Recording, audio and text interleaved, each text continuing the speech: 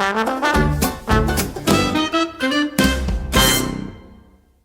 welcome to the Always Be Comedy podcast. Our guest today is the great Shane Todd. Tim, hang on, before we get to this, Tim, I do want to ask, so we've received an email from a German listener and they're debating whether or not to go to the Fringe. Yeah. Where do you stand on this? I'll always encourage people to do Fringe, especially someone who's starting out in comedy. It's going to be tricky, but there are enough mixed bill gigs that you'll be able to fill your days with, like, even 4-minute slots. I think do it. Just go for 3 days and you'll gig a lot. I think do it. What you've just said there is really good advice. My worry, Tim, as I was reading it, doesn't take much for me to panic. It's the cost. That is the big thing. But Tim's right. There are ways to do it where you don't have to part with £1 billion. Yeah, you'll still be parting with a few million, but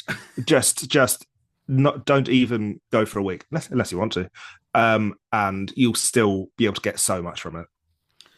So do a few days. Do as many open mic type gigs as you can. Yes, for context, this is a listener who is very, very, very early into their comedy journey, let's say.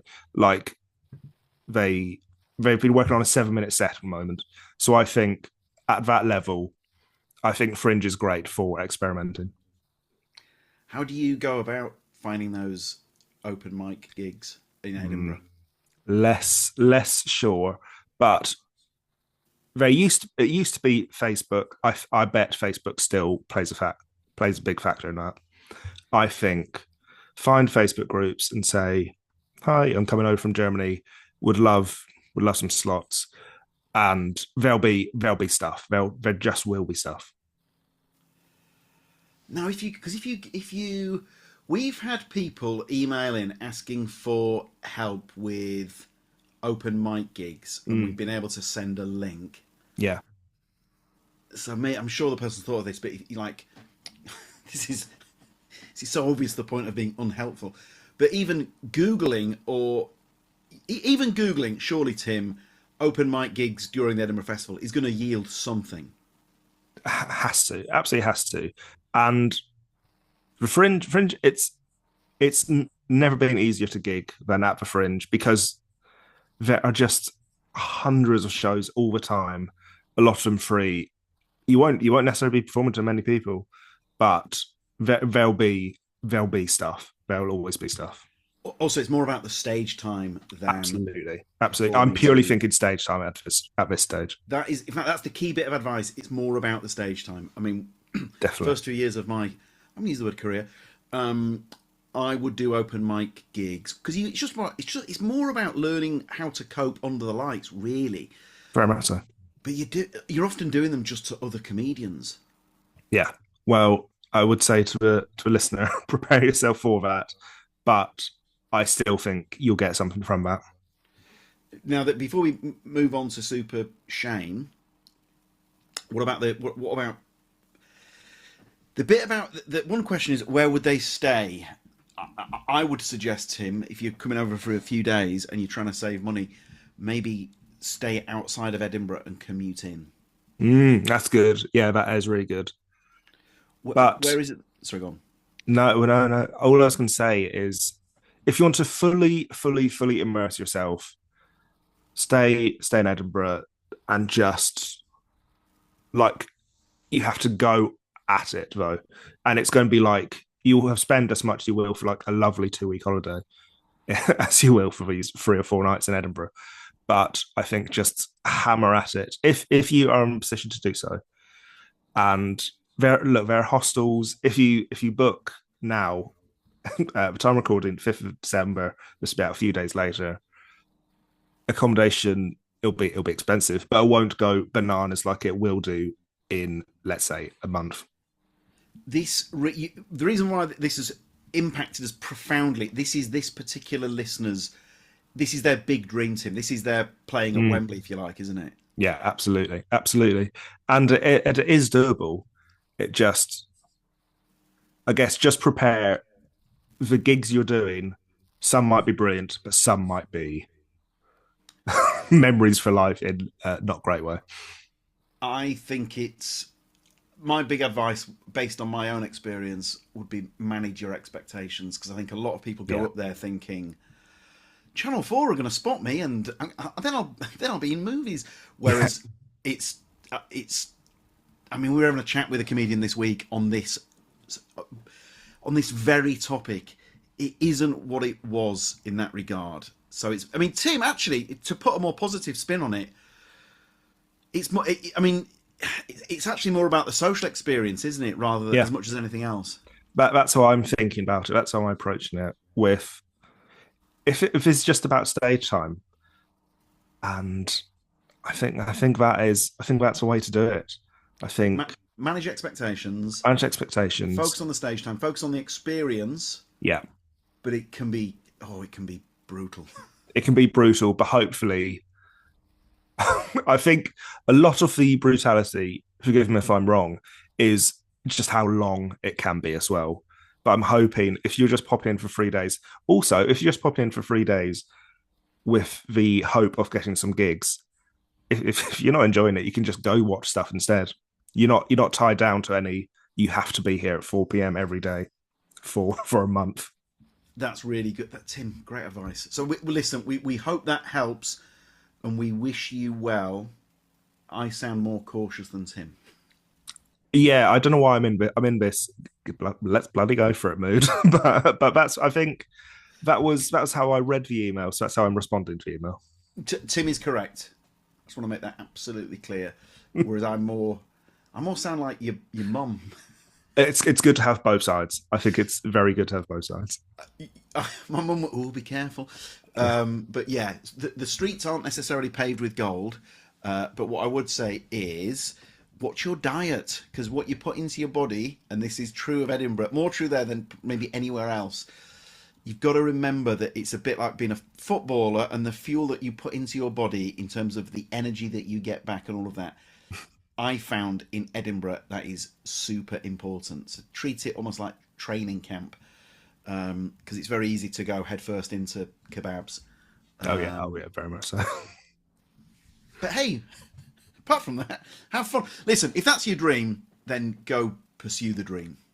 Of course, yeah, absolutely, absolutely. While caveat, while managing expectations. Yeah, absolutely. That's a rule for life. That is a good rule for life, to be fair. I mean, Tim, somebody who has pursued their dream Oh yeah, is old Shano. I mean, this is Tim. The more I was reading about Shane, this is what he continues to achieve is wonderful. he is absolutely flying. He is. I think he's a very inspirational figure, if I may say so. I He agree. he is an absolute back yourself machine. Is that a phrase? Yeah, But he has self-produced so many things, and it really, really pays off. He is like a brilliant act, and also he puts out so much stuff. He's got multiple podcasts that all do well. The Belfast scene in general is something to be marveled at. It's really, banging. I think it's a really special thing. Yeah, I agree. But yeah, but But yeah. Tim, like, sorry, go on, Tim. No. I've finished my thought.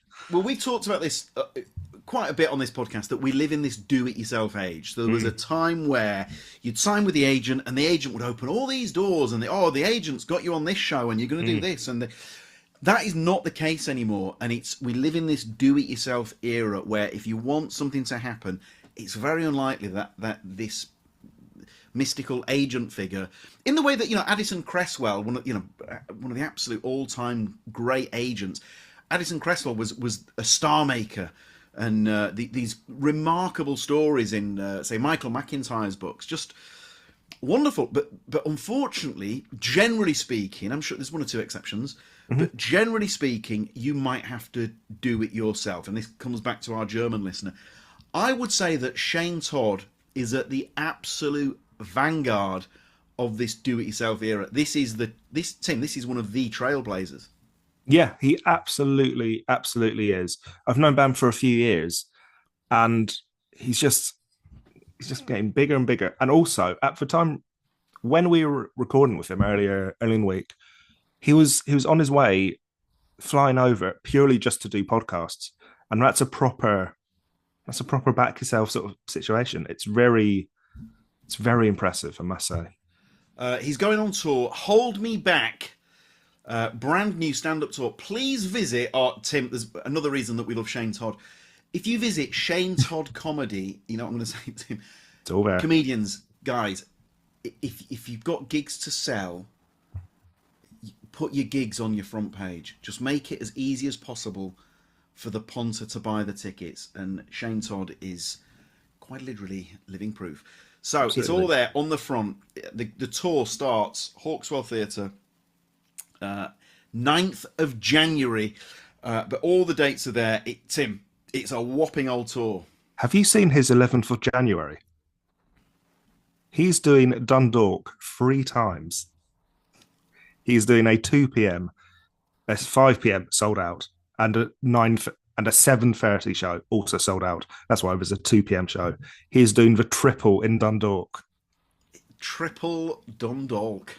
Incredible stuff. But yeah, he is truly going everywhere. Everywhere in Ireland. He's going everywhere in Europe, let's be honest. He's going all the major places. Comedy Clubhouse, Barcelona, 21st of Feb. Love it. Absolutely love to see it. And then over here in Blighty, including the Soho Theatre. Anyway, it's all there. So he's doing quite a few at the Soho Theatre. He's doing a few Soho Theatre, including... He's also appear to be doubles. He's doing 9 o'clocks and 7 o'clocks. God, he packs it in, doesn't he? That's amazing. He's a grafter. He's a grafter. And this all culminates in the big old arena show, the SSE Arena in Belfast, on the 24th of April. This is, as you're about to discover, I mean, a lot of you you're already Team Shane, no doubt. But if you're new to all things Shane Todd, Tim, what a very funny guy, but what a incredibly likable Tim. We've got a soft spot for self-deprecation. Yeah, absolutely. Very much our guy. My goodness, he is our guy. And as someone who podcasts so frequently, he knows how to do it. He can talk and talk in the best way. He is just, I love chatting to him.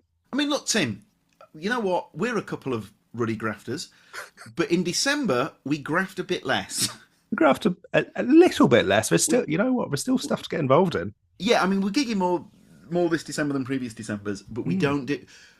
As you will know by now, we do 5, often 6, sometimes 7, but always 5 nights a week at Always Be Comedy. But in December, we don't do as many. So we've got a show tonight. It's sold out. We've got a show Friday the 12th. You know what, Tim? We've added a show with a certain ABC hero. It's a secret newsletter show. If you're on the newsletter, you'll know who it is. There are a few tickets left for... In fact, Tim, I think it's the only show this year where there are any tickets left this calendar year. Wow. Wednesday, the 17th of December. But it's one of our only for the newsletter type things. But we're down to the last smattering. Wednesday, the 17th of December. And then we roar back Monday, the 5th of January. And then we're back to 5, often 6 nights a week. In fact, that week is 6 nights a week. So in the coming weeks of months, we've got shows with the likes of Finn Taylor, Ivo Graham, Bridget Christie, Anya Magliano. We've got the Rhys James lectures coming up. Big favourites in Phil Wang, Michael Adewale, mystery guests Rachel Parris, Harriet Dyer, Kyla Cobbler, Tom Davis, and many, many more. Please visit alwaysbecomedy.com/tickets. Gazillions, that's the word, gazillions of shows available. Also, we're doing our Christmas e-gifts. You can see that at the top of the site there. And then also we're selling T-shirts for just £10. That's at the merch section. Tim, I'm delighted to say I've made multiple trips to the post office here in Penge. The £10 T-shirts going down well as the Gill family try to clear some space in their house. Perfect. Absolutely. Ideal. And hopefully, Timo, Shane Todd will be over. We chatted about that. So now, in the meantime, before Shane Todd Plays Always Be Comedy, and we would welcome him with open arms. You can, of course, catch him on tour, ShaneToddComedy.com. Here he is, the maestro, Shane Todd.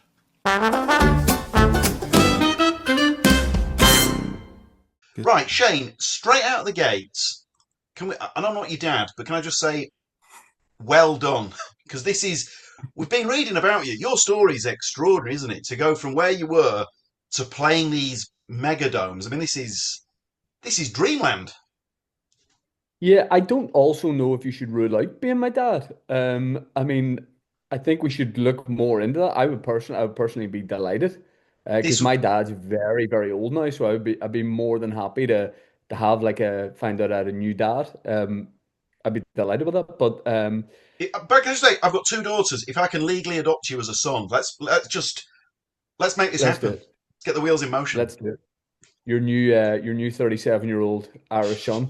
Yeah, do you know, I think there's always this thing with, I guess, with stand up where the second people kind of find out about you or see your stuff, they kind of think you've just started because that's when they've discovered you.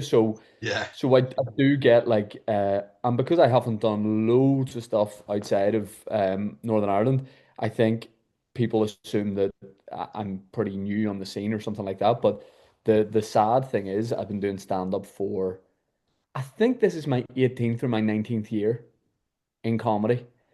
I started when I was 18. I'm pretty sure when I was at college, and I'm 37 now. So I think this is my 19th year at it. And in terms of doing like the arena and stuff like that, I try not to what would you say? Like I try not to process the scale of that too much. You know, of course it's amazing when you do it, but I try not to like sit down and think about the numbers or anything like that. I always try to just sort of, be in the moment and then kind of just keep trying to get away with it for as long as I can. There's that Jose Mourinho quote. It took me 10 years to become an overnight success. It's same sort of thing. What he Yeah, means is, you don't know. I've been working my balls off for 10 years. But then also, Shane, not that there's a right way and a wrong way, but because you've been working your nollies off for the best part of 2 decades, when you're on stage, regardless of the size, you know that you've got the skills to pay the bills. Whereas, we know acts who have had that not shortcut, but they might have because of viral sketches and so on. yeah, They yeah. find themselves on a stage in front of a certain number of people, and they're thinking, "Oh man, this has come quickly." So it's if I had the choice, and I don't, but if I had the choice, your way would probably feel nicer, I suppose. Yeah, me too. I agree, and I think with you see that where, like you say, like clips go viral, and these maybe comic actors suddenly get the offer to go do a live show, and I think sometimes, especially stand up being the way it is, sometimes people begrudge them it, and I absolutely, or like why are they all of a sudden doing these live tours? Well, no one's going to turn down the offer of a live tour if they have an audience, even if they're brand new to it. It's a who knows how often that opportunity will come around, if ever. So you do see it though when you think this person's never done the clubs and all of a sudden you're on a theater tour where you're doing an hour of stand up that you're brand new to. And I would hate to have feel that pressure if I hadn't built up years in the club. So yeah, I think it's great if people think, oh, this person's brand new. So, and I have no issue if if anybody was like thinking you just started or something, or maybe thinking you came from online first. I have no snobbery towards that either. But like you say, it's good when you're able to go, well, actually, I've got nearly 20 years of material here to and experience, mostly of, small rooms and pubs and traveling the length and breadth of the UK and Ireland for no money. I think it's a good thing to be able to draw on. I mean, we're sort of in awe, dare I say? Some of these guys that have become huge from the online stuff, and then they've come to our place to essentially learn how to do it, and some of these guys have got such respect for the craft, and they want to do it the right way without sounding like a wanker. But and also I don't get. I mean, some of that must be born out of jealousy because some of the shall we say, more experienced acts, it doesn't always come from a great place when they're bad mouthing these guys. Yeah, and I think if someone has built up a great following online and their sketches are great and that sort of thing, it tells you that they do, that they are skilled at it. They do work hard at it. So then they're going to do that with stand up. And there's some like in Ireland especially, like there's some very, very good acts that have kind of come from the online world and become like really good sort of bona fide stand-ups. And But yeah, jealousy is obviously a thing there. it's it's a wonderful thing because like I think I'd started about 15 and a half years ago, right? Always Be Comedy's been going about 14 and a half. And back then, it was almost like set in stone. You have to do the circuit for 8 or 9 years. Then you get an agent. Yeah. Then you might get a telly Yeah. thing.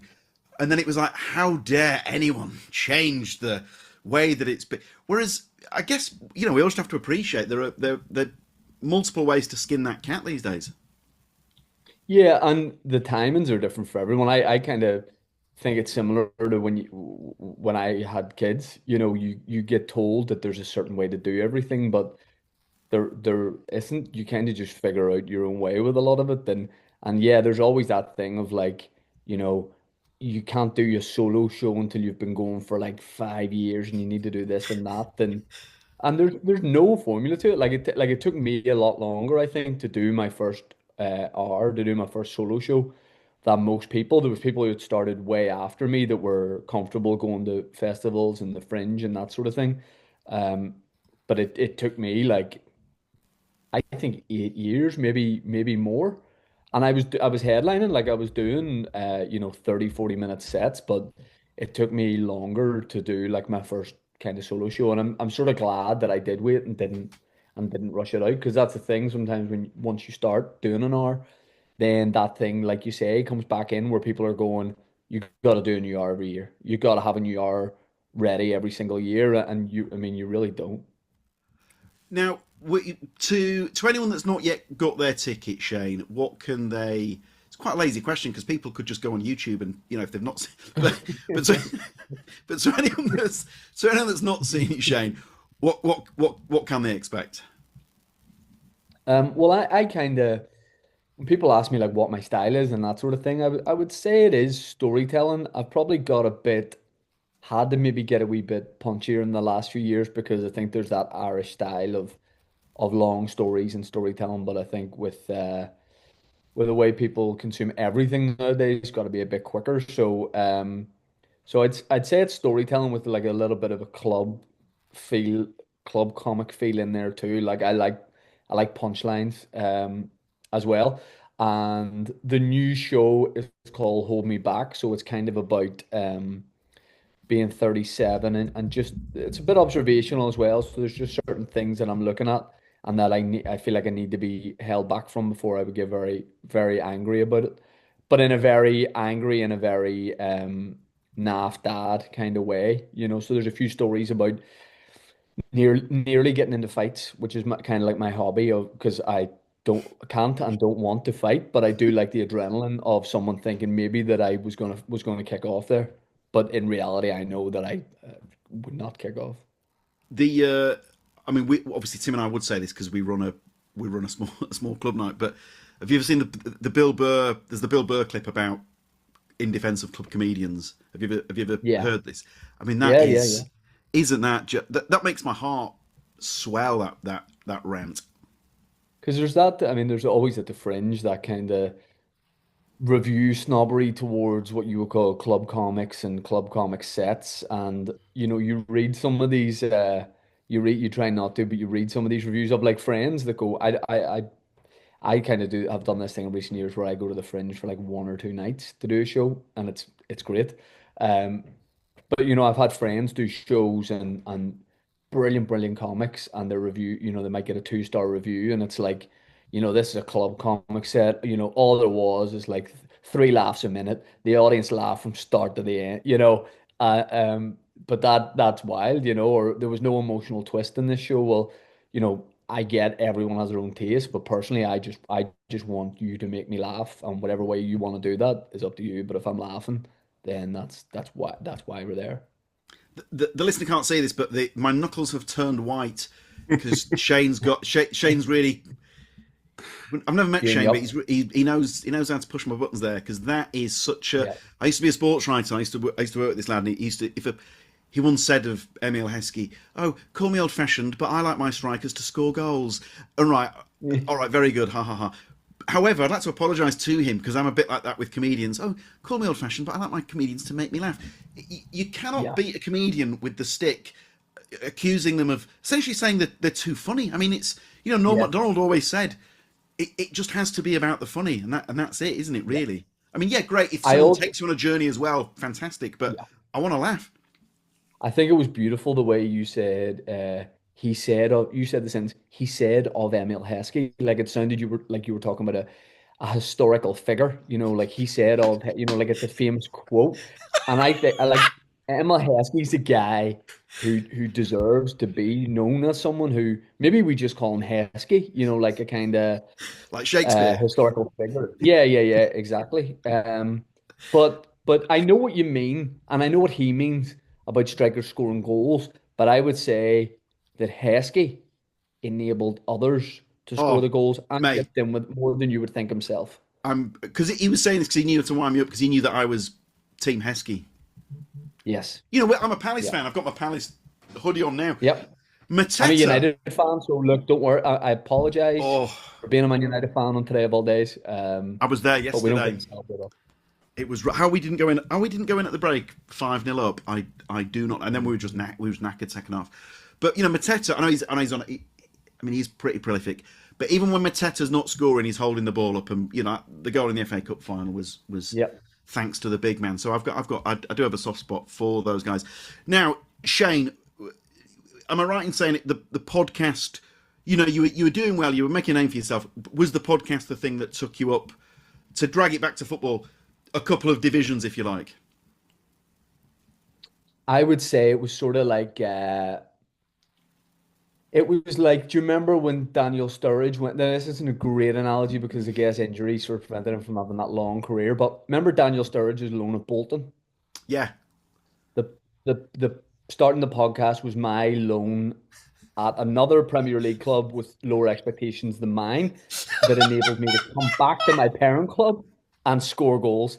And if your mate is a guy who likes strikers that score goals, I'm sure he liked Daniel Sturridge because Daniel Sturridge scored a lot of goals. I love Um, Sturridge. yeah, great player. Sorry to go down the football route, but when Daniel Sturridge was trying to prove people he had fitness and he was training with Real Mallorca, I love going to Mallorca. It's like where I've always kind of gone on holiday. So I have a wee soft spot for them as a team, and I just really hope that had worked out because I would have loved the idea of going over on holiday there, and maybe going to Palma to catch Daniel Sturridge doing his stupid dance when he scored a goal. Mate, Um, the yeah, what I'm doing it now. What was he you're supposed? not. Oh, Shane, in my head, I am doing it now. What?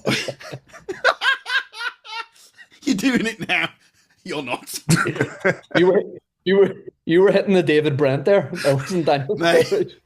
We've never been to a wedding together, but we have.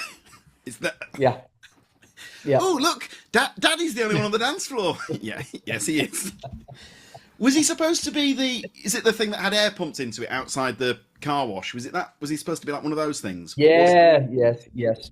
That feels like that would be a good fit. Yeah, so I think the podcast helped. It came at like a good time because we started it right before COVID and lockdown and all that sort of stuff. So, everybody had far more of literally a captive audience. So I think it helped the clips especially got shared around and stuff and got shared around like all over. So I'd done a lot of stuff before that would have been probably well known around just probably even Northern Ireland, like not even down south or anything. So like very very known here, but not really anywhere else because and the humor as well was kind of very Belfast centric or whatever. But with a pod, it was far more universal themes in general and yeah, that just and then because it was COVID times like this, like it was Zoom, so you were able to get people that you could never have got into studio. So we had a great run of getting of getting big names, and the pods definitely really helped. So who are the names that had helped elevate the pod then?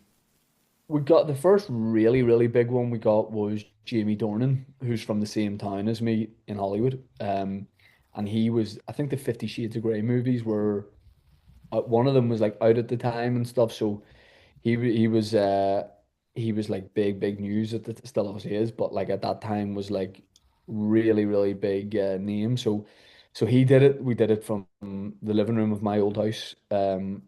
Because we were expecting our first kid, and I had like a bit of a studio in the house, very like lo-fi studio, and then we had turned that room into the nursery, so I was kicked out of it. So I just remember sitting in the living room and doing a Zoom pod with him, and then we had Jim Owen, obviously Oh my God, huge top comedian from back home all over the world. mate! What a There's guy! some of his bits will live in my head for the Yeah, rest of my life. He has a bit, must be from 20 years ago, when you look at your watch, but you don't look at the time, and then he does the double take of having to look at the watch again. I mean, I know yeah. this is like classic Jim Owen, but I mean, he's what a phenomenal.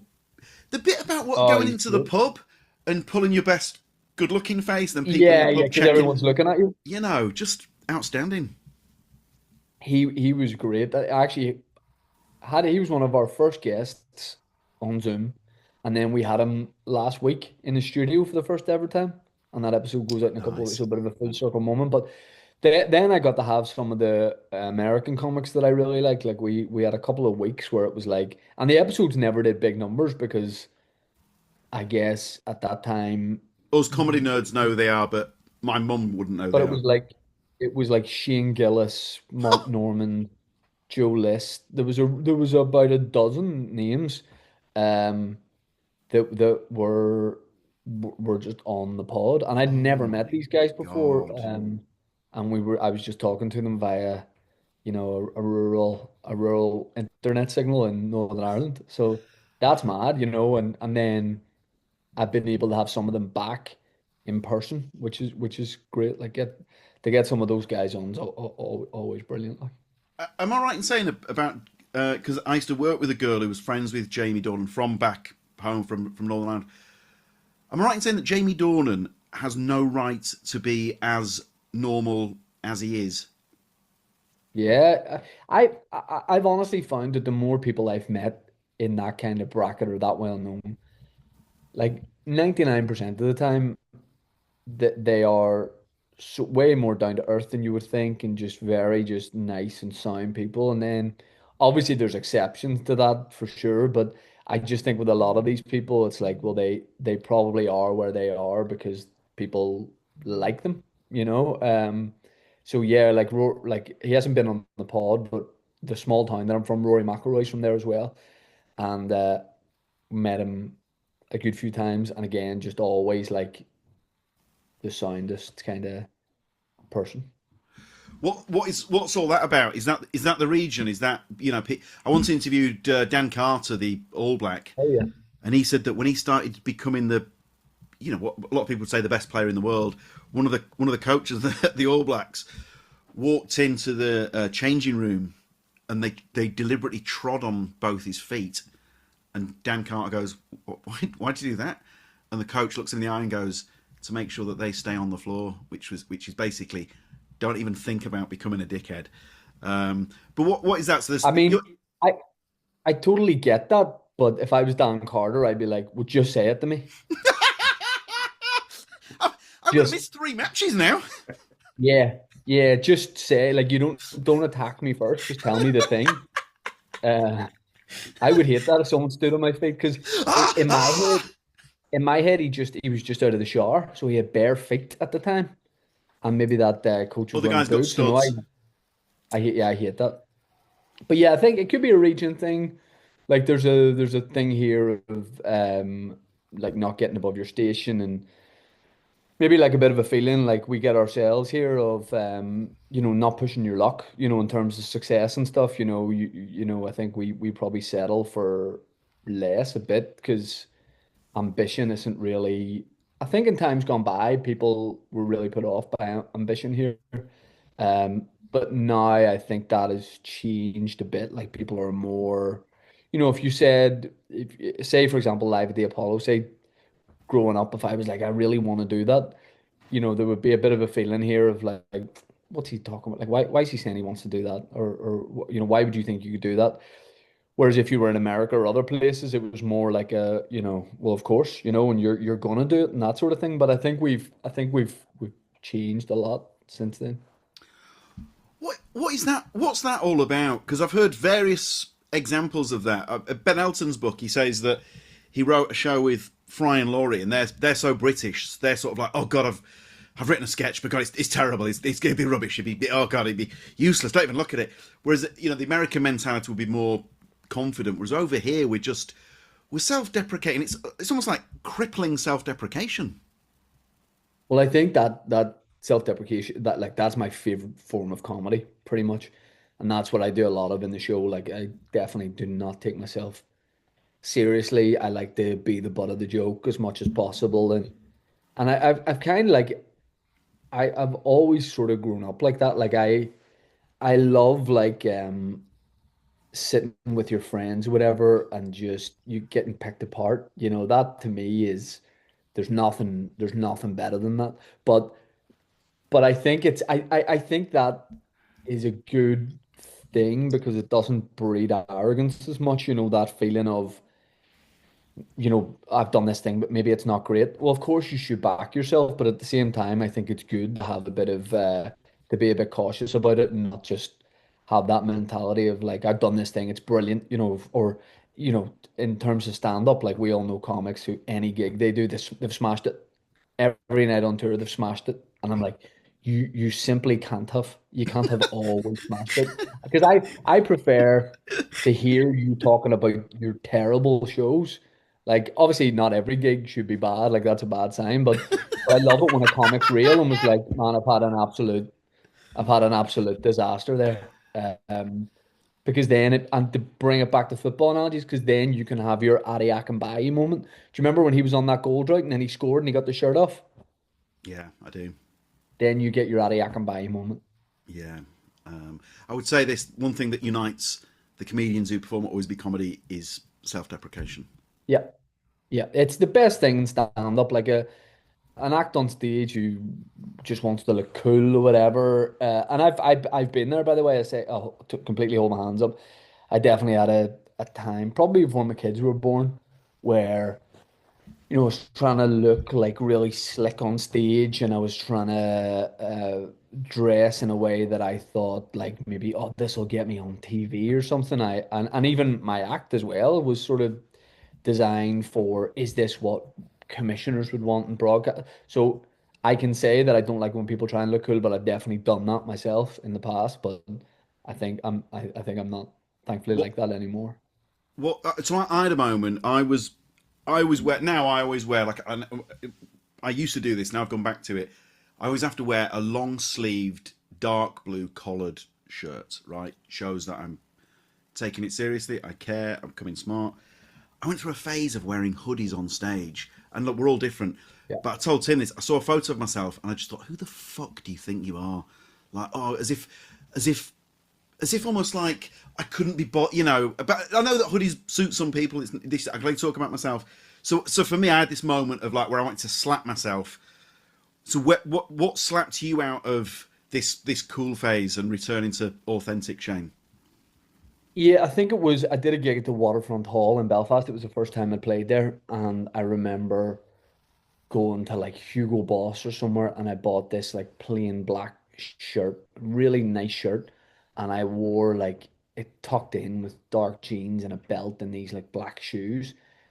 And I remember thinking the outfit looked good, and then when I was on stage, I remember feeling the color of that and going, "This is not me. This is not what I'm comfortable wearing. This is not what the audience associates with me wearing. I'm probably too young to be dressed like this. Like this was, I don't know, 5 years ago, maybe more. Um, so then I started dressing for on stage for just like the way I felt and going slightly more casual with it. For big shows, I'd maybe wear like a t-shirt and a jacket or something like that. But I think you've just got to.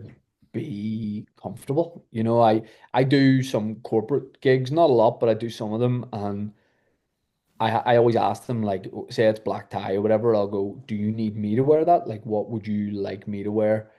And no, luckily they'll go like, just wherever you're comfortable in. So I like that, because if I was wearing like a suit, I would just that doesn't suit my comedy, that doesn't suit my style. Um, so now I probably just don't overthink it. And sometimes, like, if I'm going to a comedy club in Belfast or whatever, I might wear like tracksuit bottoms and a t-shirt, um, because that just fits in with like how I'm feeling, and I do have quite a what I hope is like a fun sort of laid back style. So I'm not up there trying to be like very slick with. I think one-liner comics look good in like suits and dressed up and that sort of thing, but not for me.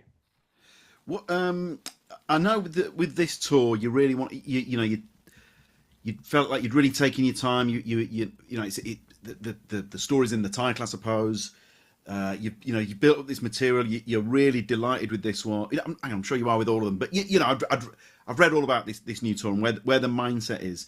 What's the creative process, Shane, for you? Are you locking yourself away in an office, or are you going on walks and ideas drop in your head? What's how does it Well, happen for you? so stand-ups might be horrified by this, but I don't write all year round. I know most comics write all the time, or maybe even every day. I used to do that, and then found out like that does not suit me if I'm trying to do a tour show. So what I do is I'll maybe have 5 months, maybe six, where I'm writing a lot. Using the notes folder on my phone as I'm around. Oh, I've got a thought. Let me put that into words. And then I might write it out into like a bit of a bit, and then try it at like an open mic or anywhere, and then keep trying to and record it, and then I'll listen to it and keep trying to work on it. But once I have what I feel like is like the bones of the show, then I don't write kind of new material. Now it's different if I then did a work in progress and was like 20 minutes of this 60 don't work, then I would cover it with new material. But if I have more than an hour, then the only thing I'm working on, when I say I don't write for some of the year, I don't write new material, but that's stuff that I have. I'm constantly rewriting that to refine it. So so once I get like a bit, I use a whiteboard at home, and I get what I think the hour might be, and then I maybe change the running order with work in progress shows and that sort of thing. So I'm not like completely tied to a writing style. I don't really have like I must do this. I just go with like how I'm feeling. But I've started to write things out fuller a bit, because I was noticing that when I was on tour, I might do a bit and it filled with punchlines and it's great. And then the next night I can't, oh, I forgot, remember that bit, I forgot that tag or whatever. So now I'm trying to just be a bit more disciplined, and tours change. My set changes as tours go on. All of a sudden you're stretching this 5 minute bit is suddenly an 8 minute bit, and you just find a load more stuff in the middle of this bit. So I'm not really like uh yeah, I'm not like tied to a certain style or anything like that. Do you ever write on stage? So Yeah, yeah, sure. yeah. I would never want to deliver material like a monologue. I think I did that when I started stand up. And I personally think I can see that in a comic um who's just learned stuff word for word. But I like to kind of know my points, my main points, and then mess about in between. Not going wildly off kilter, but like if I think of something in the moment, then I'm going to throw that in.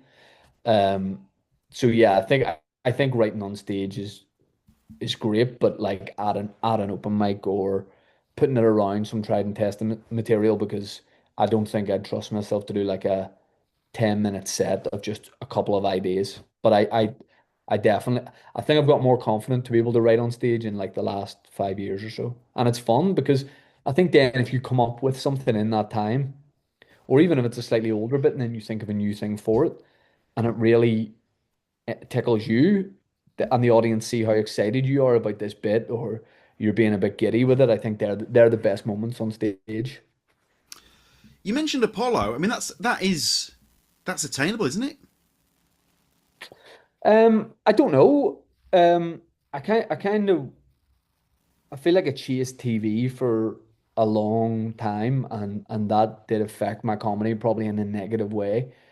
Because I was trying to be like I'm pretty clean on stage, not totally, but I was trying to be clean, but then also have times where I was like, oh, but do they want me to be edgy? So then I go the opposite way. Yeah. And I really just wasn't comfortable and wasn't really myself. But yeah, like I have done like actually this week I've done more TV stuff than I've done in the last year, probably. Brilliant.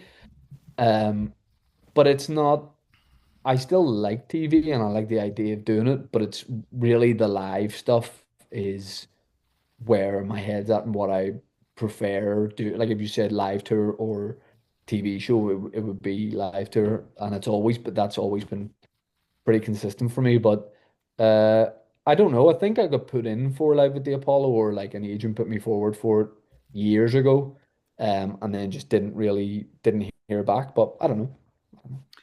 Yeah, and that's a nice mindset. If you love doing the live, and if the other stuff comes up, great. But it's not. Yeah, that's Don't let it keep you awake at night, I suppose. Yeah, because we'll have all met comics who are like, man, I don't do TV, like they can't, like TV can't handle me, like I'm just a live guy. And you go, man, if you were offered anything, you would take it. And he's like, I'm just saying no to TV. I'm like, they're not asking. No one's asking. So I would never be like, I'm not doing TV. I'm just saying I'm probably not in a position where I'm being offered a lot of stuff. But I would definitely like to do it. I'll do more of it. Shane, listen, mate, you hear it from me first. I'm not playing for Bayern Munich. No Yeah, yeah, way. yeah, yeah, yeah. You're a purist. You're a purist. Can't shackle this guy. Yeah, Sorry, yeah. You don't want sorry, to. Michael Elise. You don't want to fit it in. Like you don't want Vincent Company to be telling you what to do or being part of the. You're not part of the system. That's the way it is. You're a free spirit. Have you seen that footage of him screaming at the Burnley player? Yes, Stop yes, moaning! yes. It was. Stop moaning! Yes. Stop fucking Oh, guys, if you've not seen it, oh, do you know what? I would defy anyone to just watch that clip once. I was one of those people. Once it finished, I'm like, right, I'm watching it again. I think, I think I'm with Vincent Company. I play football. Like I play club football, and love it. I'll be in the football as much as I am in the comedy. And I have always worked better with coaches and managers who are like that. I prefer like not like being shouted at, but I like it when a manager is like a bit aggressive and really pushes you and challenges you. I like that. And it's kind of we'll make way more football comedy analogies, but I don't like that thing of like, maybe modern managers, if we equate it to comedy, of like, if you go up and you do a set and you die in your arse, I don't like walking back in and having other comics be like, that was great. No, that was really good. No, I know you couldn't hear them laugh, but like back here, they were laughing, or like they're not out loud laughers. I would rather have, especially trusted people, go like, man, that was shit. Like you really died a death up there. I like that honesty. I don't like this thing of like, oh, some good stuff there.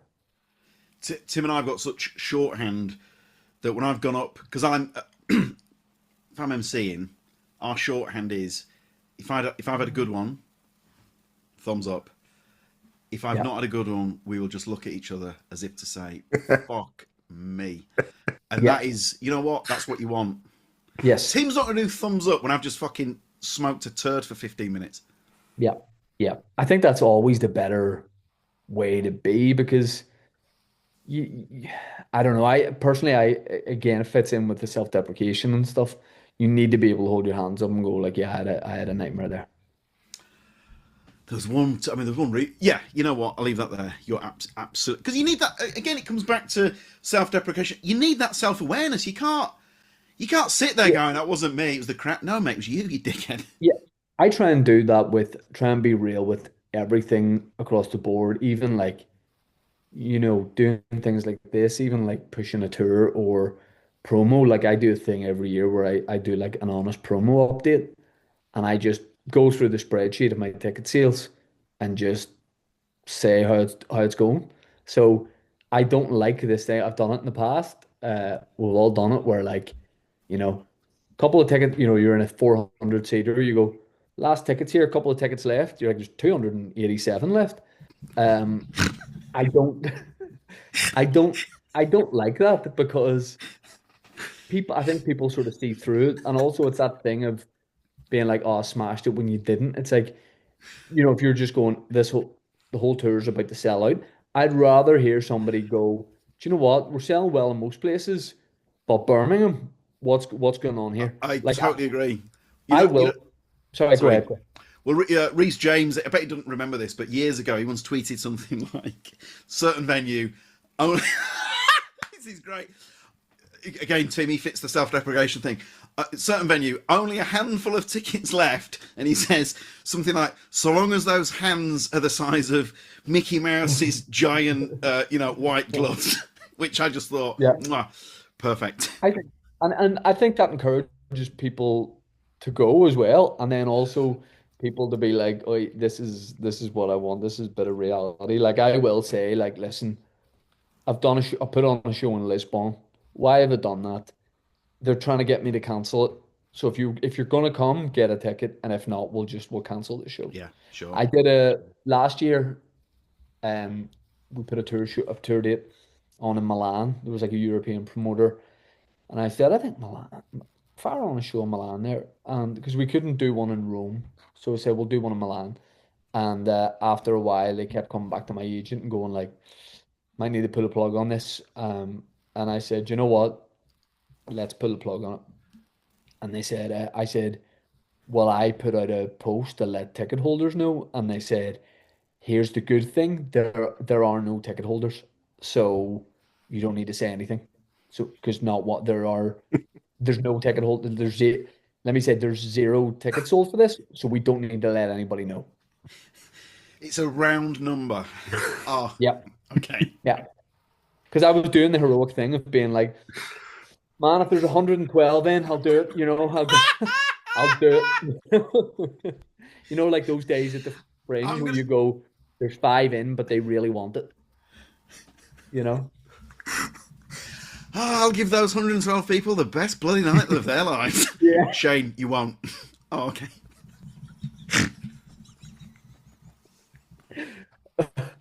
Where's my cape? Let me go out here and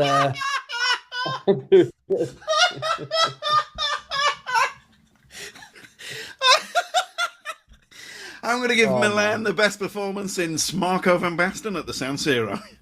Shane, you're not. Which is the venue I'd booked, so that might have been an oversight.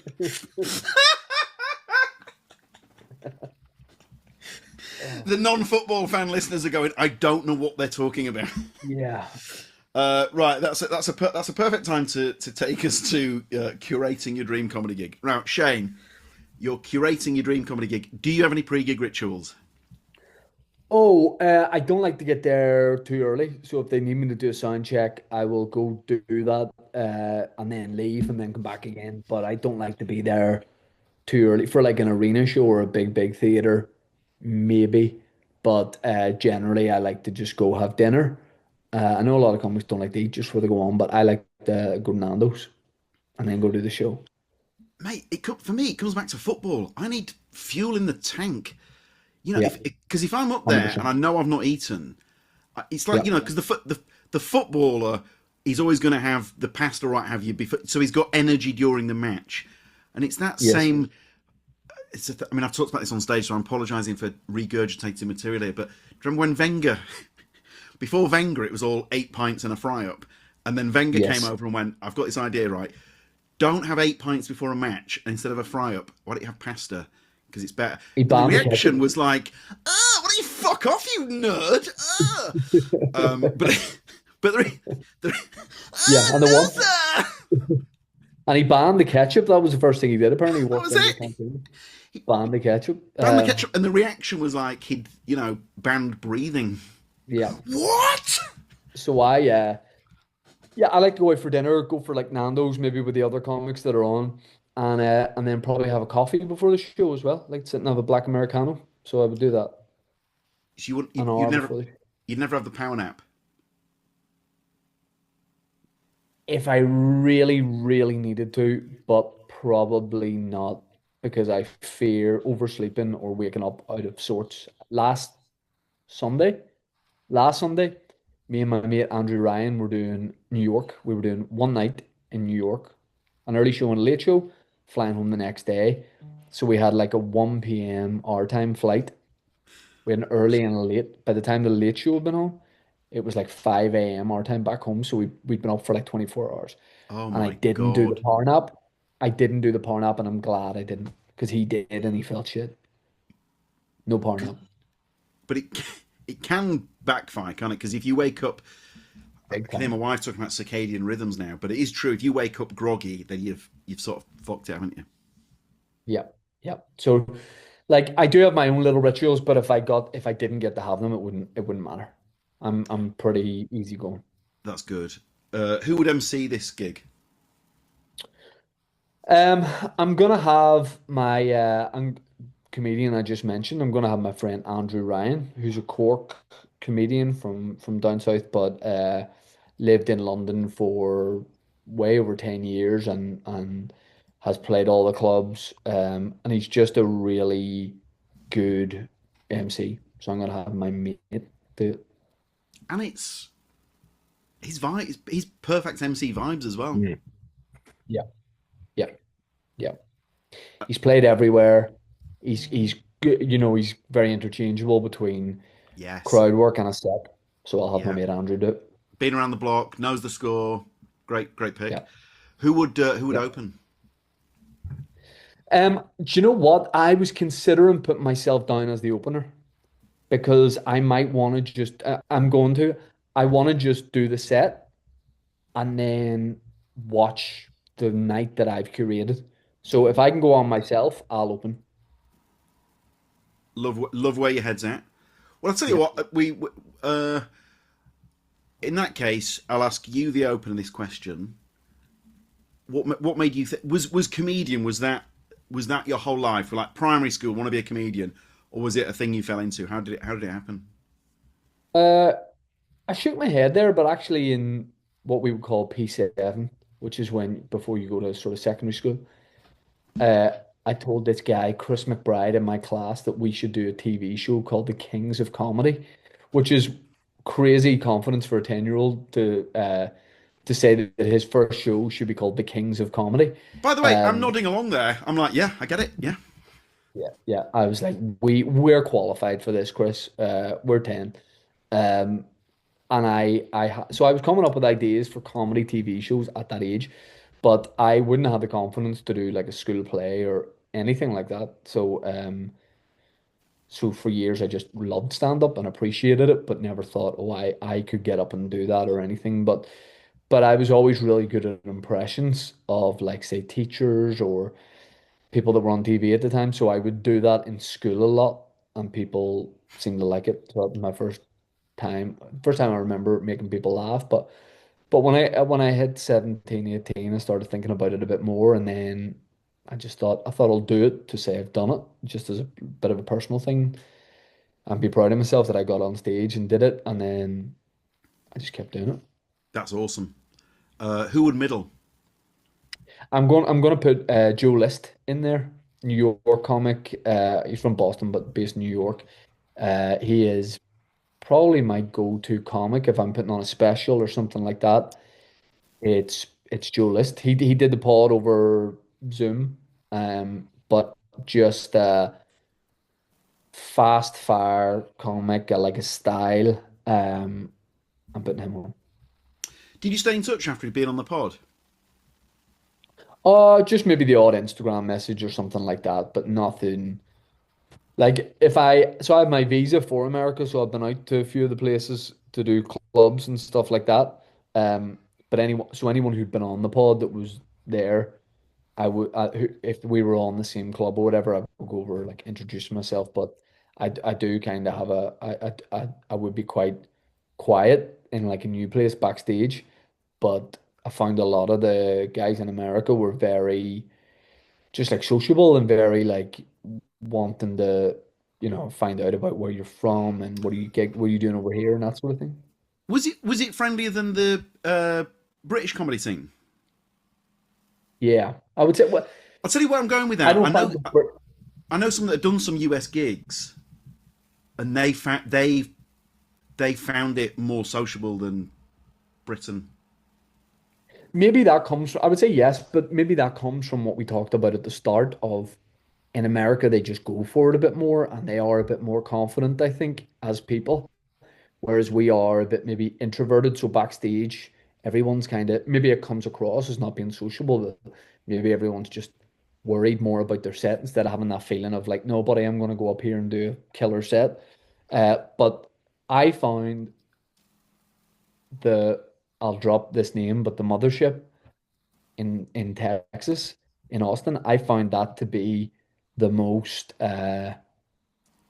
warm and friendliest backstage welcome that I had ever got because I was obviously very nervous being there.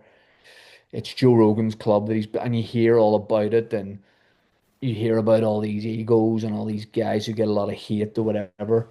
And I thought this is just going to be like all individuals, and this is going to be a bit just nod at people and not get an answer back or whatever. Every single person I was on with, and I mean the big from the people I never heard of to the biggest names, every single person separately, like not just whatever, came over, shook my hand. Are you on tonight? Yeah. Where are you from? Oh, cool. You're from Ireland. How long you over for? That's really cool. Um, a back and forth. Shane Gillis had done the pod on Zoom, and he he obviously saw the lineup for the gig and messaged me and was like, "Are you on here tonight?" And I said, "Yeah." And I was on in the small room, and he took me into the big room.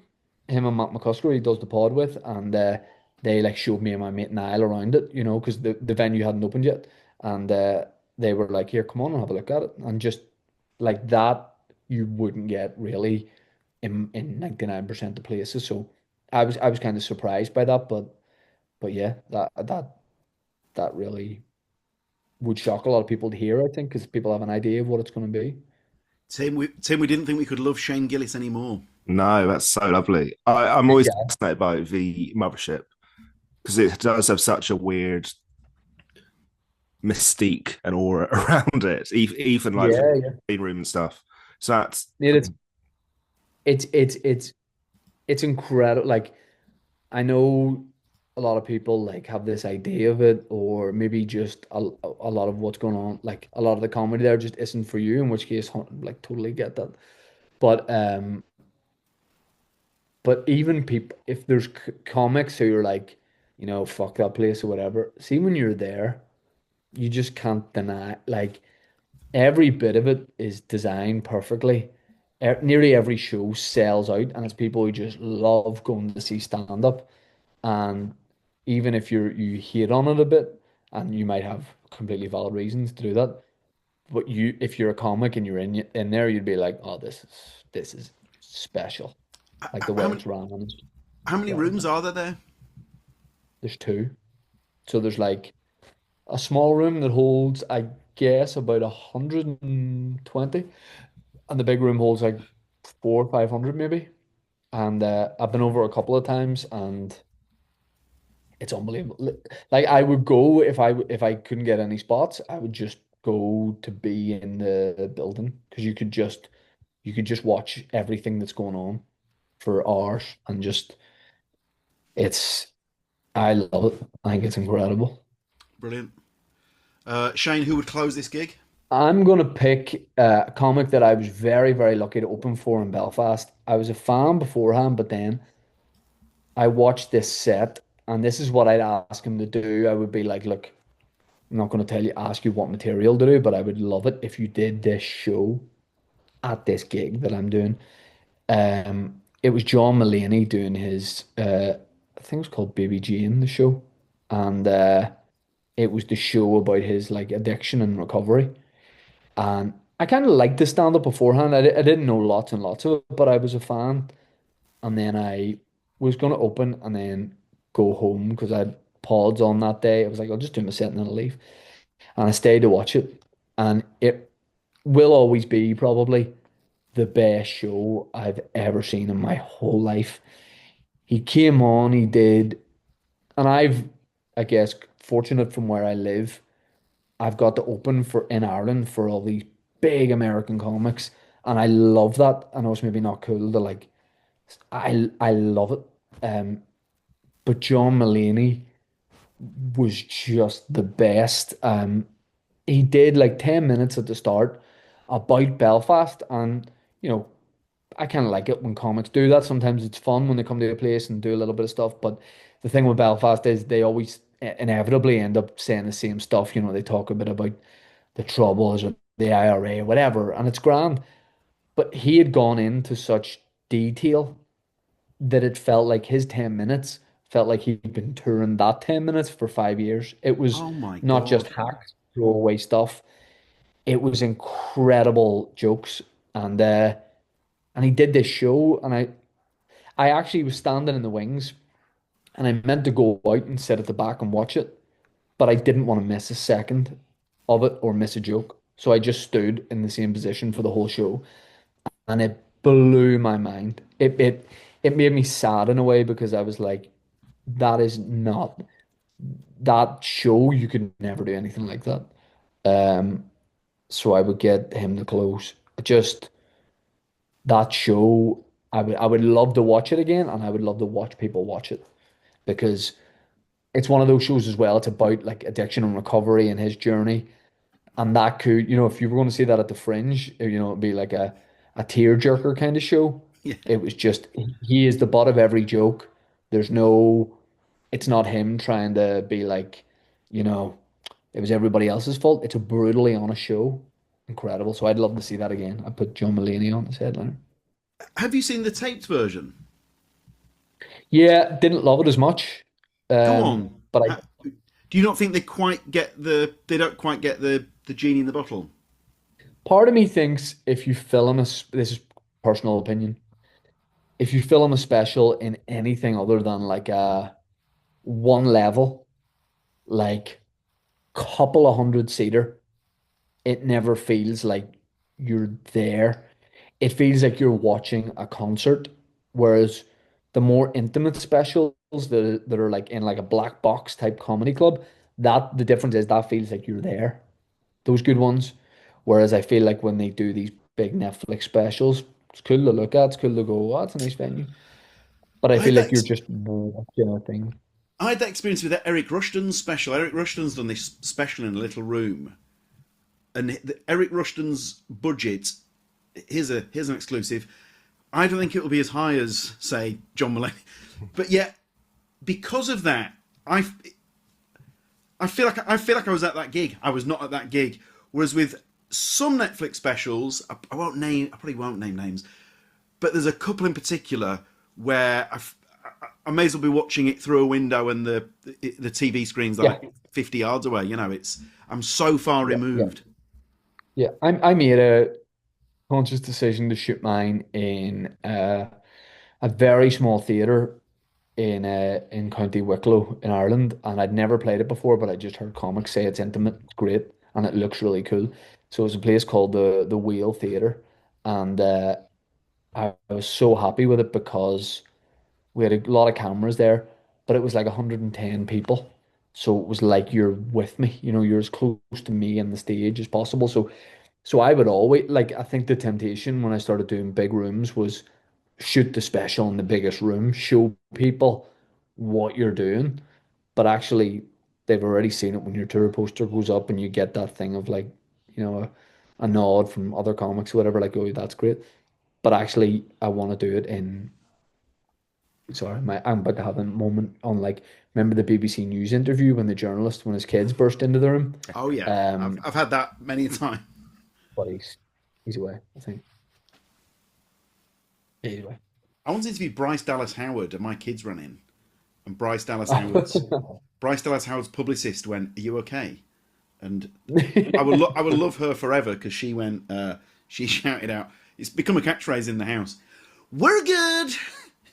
because she's got kids as well, so she got that things like this happen, you know.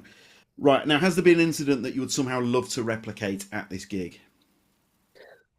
Yeah, I would love to. My mate Kieran did a big Belfast show, and I couldn't get to it.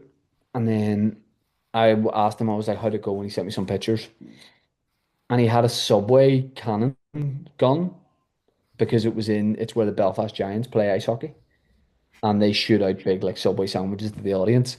And he just asked the venue, he was like, listen, is that gun knocking around? Can we get a few subs down here? And he just did it at the end of his comedy show. And to this day, it's the most out of context thing, and it really makes me laugh. So, and also, how delighted as an audience member, you're a little bit hungry, you've sat through a lot of stand-up, you get a 6-inch BMT. So I would wait until John Mulaney had finished doing his hour about cocaine addiction, and then I would just fire out 6-inch, meatball marinara. Mate, I wasn't there, but that is absolutely. Oh man, that has got me. Yeah. But then where Come does he on, go hands after up. that? Who wants a When chicken Kieran does teriyaki? on his next hour, I'm like, mate, you've started this. Like, where are you gonna go from here? We were talking about, was it Miranda Hart? She fired out, was it t-shirts out of a same sort of device, Tim? Oh, Oh, really? Okay, I can believe it. I can absolutely And believe we were chatting about it at a gig, and we all agreed. We're like, it sounds amazing. yeah. it. Just Just to makes me have the think of can. that's how Maud Flanders went by. Like I always assume very lethal now. That is how Moll Yeah. Flanders went. R.I.P. R.I.P. Absolutely. Yeah, Moll Flanders. Right, outstanding. Now, has there been an incident that must not happen at this gig? Yes. We can't have any. We can have screens, but we can't have any TVs in the room, like other screens. And the reason for that is when I was starting stand up, I'd been in a couple of years. I was playing in a place called Lurgan, which is in County Armagh in Northern Ireland, and the we were playing this bar, and my mates had tried to run gigs in this town for a couple of years, and it never worked. They were always a bit rowdy. People were just drinking, maybe on gear and stuff. Uh, and I would always die at these shows because, say I was 20, I looked like I was 14. So I never got, and I didn't have anything about me that would command the attention of the audience. So I was closing at this show, and no one had listened to any of the comics. It was a shit show, and it was a big sports bar, and I was up on stage, and I was to do like 20 minutes, and I was about 5 minutes in, and nobody was listening. And I was like, I'll plant my feet and do my time, and all of a sudden, it was quite late in the night, and all of a sudden, all the guys in the room, it was mainly guys there, just stopped and just started looking up. And I thought, I've nailed it. And I don't know what I was probably talking about on my dad's dick or something. And 'cause what do you talk about when you're 2021 on stage? Yeah. And I started to get like all these eyes on me, and everybody was quiet. And guys were like nudging their friend and pointing up. I thought they're witnessing a moment that I was witnessing it. I witnessed them witness me like become a comic. I felt the barman had switched on Match of the Day behind me with the sound off. So so that's so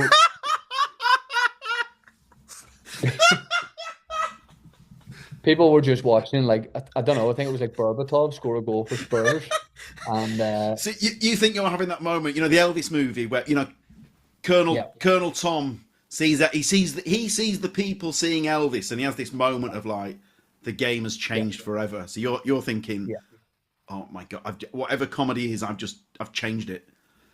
yeah. That's And amazing. so it was just because Match of the Day was on. So and I'm a big football fan, so I think even I was like, "Fuck it, lads, I'm watching it too." So I think we all just watched Match of the Day for another 10 minutes. Shane, we've done many episodes of this pod. The two answers there. I mean, you could see that I was still laughing at the Subway gun while you were telling Subway the match of can. the day. Oh my god, they're two of the best we've ever had there. So thank you for those two gifts. Match of the day behind you. Oh my So hard god. to complete it. Have you seen Luke McQueen? Luke McQueen goes into a pub and they're all watching the England match, and he turns the TV off and starts his stand-up set. Have you ever seen it?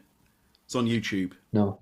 Fantastic. He knows exactly what he's doing, and it goes Right. exactly how you think it's gonna go. Yeah, These yeah. people just like, what the fuck? So he turns the TV off. Hi, my name's Luke McQueen. My name's Luke. Luke is short for Luke, and the rage. I'll watch that. Right. So final question: how do you unwind after a gig? So do you know what? I remember adrenaline after a gig at the start of my career when I started doing stand up. I remember that feeling of like, God, I'm fucking buzzing here. I can't switch off.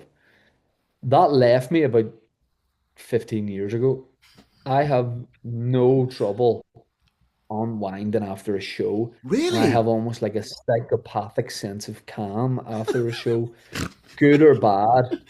I just go to bed. I don't seeing like way home, like you'll do a gig and then your mate will text you and be like, "Man, I didn't get to sleep till 2:30 last night. I just buzzing." I was like, "See, at 2:30, I've been asleep for 9 hours.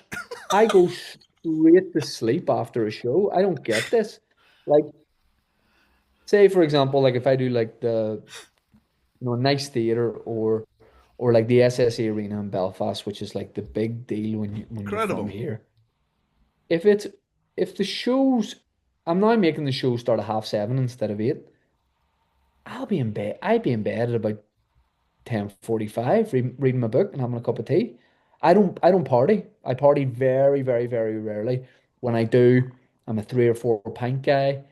And after big shows, people are like, "Where's the after party?" I go, "You can fucking have an after party wherever you want. I'll not be there." Um, I just I just like to go to, I think because I have such fun on stage. Like I love it. And I feel a real buzz when I'm up there, to the point where I don't have all this excess energy after a show. I feel like I've spent the day excited for the show. Yeah. And then when I'm on stage, I'm real. So I use up the battery when I'm on stage. Um, and when I come off, I like to be like that before and after. Like before I go on stage, I know a lot of comics like, a bit of peace and quiet, or they put headphones in or whatever. I'd like to just be chatting like this. If we were backstage, I like to just chat to the moment I'm just about to go on stage, because it just feels more natural to me. It feels I just feel comfortable and relaxed. And then I go on stage and I probably use my energy up there. And then after a gig, I unwind by just putting my head on the pillow. Shane, that was outstanding. Thank you so much. Really funny, really great. Thanks. Still laughing at there's a subway in Beckenham. The temptation to walk there and have imagine if this was really subtle paid for content for Subway. That'd be amazing. Wouldn't it? This is how to do it. I'll try and get you. I'll try and get you a picture of what I'm talking about so you can see it. So funny. All right, Shane, thank you very much. Look, if you're ever in London, we'd love to have you. Drop us a line, and Yeah, if you need to, jump I'll on be and there do because I'm you. coming over. I'm coming over more often, so I'll take you up on that. I would love to. Cheers, Shane. Bless you. Take care, man. That was Cheers, lads. brilliant. Thank you. Thanks a lot, dude. Cheers, Thank you. Shane. Fantastic. Huge thanks to Shane Todd. Tim? What a brilliant guest, Shane. You come back on whenever you like. Consummate pro. One of my daughters has left. Look at this very regal little girl's pen. I say little girl because it belongs to a little girl, but also it's got pink diamonds. I know we live in a time where I'm now supposed to say, look, anyone can use it, but it's beautiful. It's a thing of beauty. It's got a pretend diamond at the top, but I've started using it as like a pointer, and what I'm saying is, Tim, it's got very Moorish, got a lovely weight to it. Big thanks to Shane. Welcome whenever he likes. Tim, favourite Shane Todd memory? It's a classic case of we've never met Shane Todd. I'm happy to get the ball rolling. My favourite Shane Todd memory is that he got a couple of very good digs in at my expense, which is always the sign of friendship, to a point, obviously. And the one that really got me, and I've been chuckling away days afterwards, was when I attempted the Daniel Sturridge dance. And I said, I'm doing it now. And Shane deadpanned, you're not. Okay, yeah, very good. Very good. Tim, how about yourself? So yes, famously not met the guy. Sorry, I'm still laughing now. His delivery was mwah. Tony Hancock would have been proud of the timing of Really You're good. Not. So it's going to be, I think it's going to be what's just going on in Belfast in general is just amazing. There are all these acts who pack out arenas all the time, who just don't really get a look in from the TV industry, and I think it's such a shame. But they've really got their own thing. There's lots of podcasts. We're all going on each other's podcasts. It's hugely inspiring. A massive DIY scene, and it's really paid off. It's brilliant. I mean, we are DIY guys ourselves, but we were chatting with another DIY act this week, and they were making the point that because there's not much telly getting made, the telly that is getting made, they're going with sometimes the same old dudes. Yeah, and not taking a punt on some of these DIY guys. That Tim, I get it, but that is a shame, isn't it? I get it, but I think it's so like I genuinely have a huge issue with it. But I understand what happens, but I think it's not. I'm with good. you. I'm with you. I'm totally with you. I get why they're doing it, because they're thinking we need the viewing figures, and these guys, some of them might be phoning it in, but we know that the viewing figures might not drop below this. Whereas if we roll the dice, it might go gangbusters. But what if people didn't watch because they hadn't necessarily heard of? But if you never take a chance, you're never going to bring through the next dudes, are you? On telly, anyway. The dudes are having to bring through themselves. Oh God, absolutely, yeah. So I'd like to see a bit more risk taking. Like we've discussed it in a episode very recently. Like Harry Hill's Club Night featured the TV debuts of a lot of really cool acts, and I just think, we get it, but let's take. I'll tell you who else was brilliant at it. It was John Bishop with the John Bishop Show on BBC One. Yeah, absolutely. They helped bring through so many acts. That was the first stand up, like with Harry Hill's Club Night, exactly the same. But John and Harry, I am biased because I love both men with all of my heart, and I've been their warm up guy for many a year. But both guys did such a wonderful job of, I'm going to use the word blooding so many acts who might have been going for a while, but they've not done stand up on terrestrial telly before, and so on and so forth. And also, what happened was, because there is a bit of this is how telly works. Once someone gets a big TV show like that, then the other channels or the other TV shows go, now that they've got some sort of credibility, now we can book them on their. It's like this. As I say, it's keeping up with the Joneses mindset. But John and Harry did God's work there. But Tim, I suppose we need more of that, don't we? We do. And now, to be fair, one show I would like to shout out is have got news for you. Very recently, Finley Christie's making his debut today at time recording. Bella Hole was on last week. Those are two acts who haven't done a lot of telly, and I think that's really brilliant. So whoever books Have I Got News for You, they get 5 house points, Tim. Yeah, that's a really promising step in the right direction. Wouldn't say that. Casper's Countdown with Joe Kent Walters. Yeah, really good to see. Really good to see. That sort of thing is great, but more of the same. When I say more of the same, actually, no, the opposite. But you know what I mean. More of the same in terms of here's to taking a risk on more dudes. I mean, that clip of Bella's where the Duke of Edinburgh gag. Yeah, brilliant. Absolutely. 3 cheers for Bella Hull. No, we're Absolutely. delighted. And of course, 3 cheers for the great Shane Todd. Big thanks to Shane. Tim, thanks to you. We will see you at a show soon. Huge and heartfelt thanks. And if you need a Christmas gift, then the £10 tea. Stop it with the plugs, James. I was calling out, there's a certain sports pod that has gone advert crazy, and here I am being a hypocrite. E-gifts and merch available at our site. Big thanks always, guys. Tim, big thanks to you. Take care. We'll see you soon. Bye.